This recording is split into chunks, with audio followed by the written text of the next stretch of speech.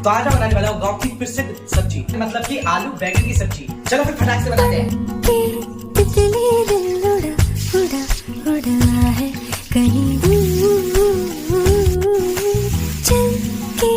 खुशबू से जुड़ा जुड़ा जुड़ा है कहीं दूर, हाथ से ये कैसे अनसुने से जैसे चूमे अंधेरों को कोई नूर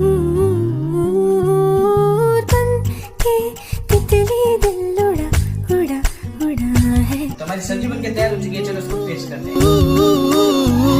सिर्फ कह जाओ या आसमां पे लिख दूं तेरी